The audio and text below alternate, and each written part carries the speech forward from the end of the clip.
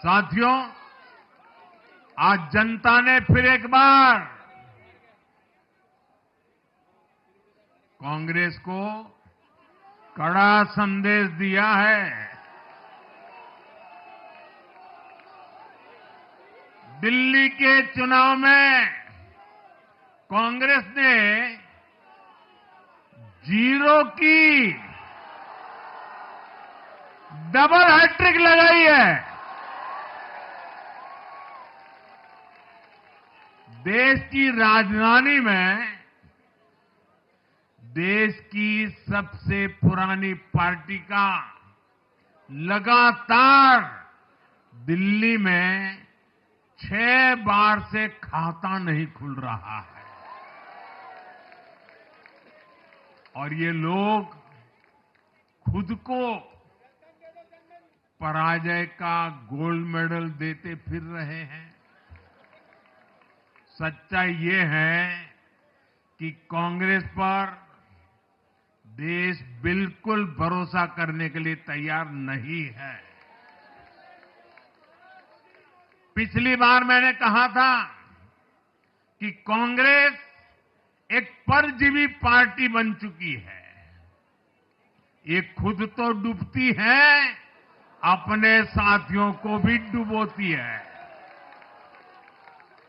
साथियों, कांग्रेस एक के बाद एक अपने सहयोगियों को खत्म कर रही है और इनका तरीका भी बड़ा मजेदार है। आज की कांग्रेस अपने सहयोगों की जो भाषा है, जो उनके एजेंडा है, उसी को चुराने में लगी हुई है। उनके मुद्दे चुराती है, फिर उनके वोट बैंक में सेंध मारती है। यूपी में कांग्रेस उस वोट बैंक को छीनने की कोशिश कर रही है जिस पर समाजवादी पार्टी और बीएसपी अपना हक मानती थी। मुलायम सिंह जी इसको बराबर समझ गए थे। इसी तरह तमिलनाडु में कांग्रेस आज डीएमके की भाषा डबल जोर से बोलती है। उनको डीएमके के वोटर को लुभाना करके खुद की हैसियत बनानी है।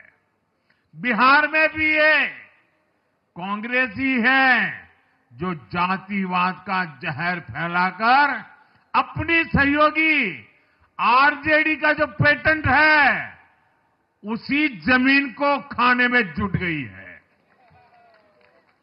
ठीक ऐसा ही हाल जम्मू कश्मीर, बंगाल में भी कांग्रेस ने अपने सहयोगियों का किया है। अब आज दिल्ली में भी साफ हो गया कि जो भी कांग्रेस का हाथ एक बार थामता है उसका बंटाधार होना तय हो जाता है।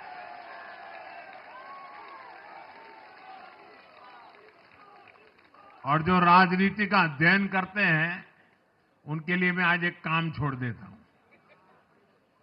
देखिए, इन्होंने 2014 के बाद 5 साल तक ये कोशिश की, हिंदू बनने की कोशिश की। मंदिरों में जाना, मालाएं पहनना, पूजा करना, भांति भांति की कोशिश की। उनको लगा कि ये करेंगे तो बीजेपी की वोट बैंक में हम सेंध मार करके कुछ ले आएंगे, लेकिन उनकी दाल गली नहीं। तो आपने देखा होगा पिछले कुछ वर्षों से उन्होंने वो रास्ता बंद कर दिया।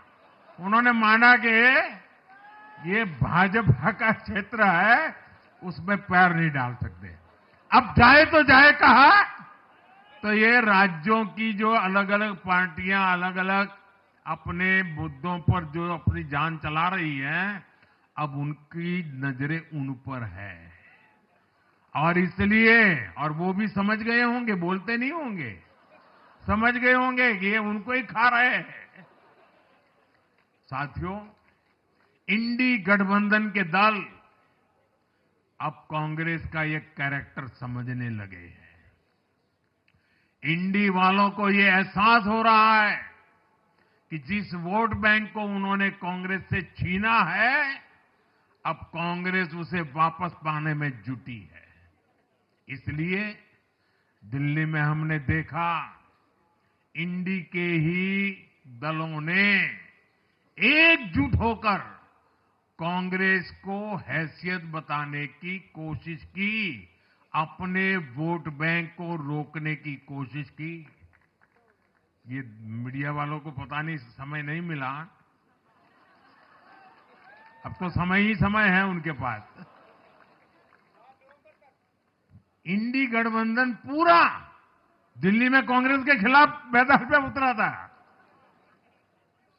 और फिर भी क्या हाल हुआ देखिए, दोनों तरफ। साथियों, वो कांग्रेस को रोकने में तो सफल रहे, लेकिन आपदा को बचाने में कामयाब नहीं हो पाए। साथियों, कांग्रेस का हाथ थामने वाले इसलिए भी बर्बाद हो रहे हैं क्योंकि आज कांग्रेस वो कांग्रेस नहीं है जो आजादी के आंदोलन के समय थी, जो आजादी के बाद कुछ दशकों तक थी। आज वो कांग्रेस नहीं है।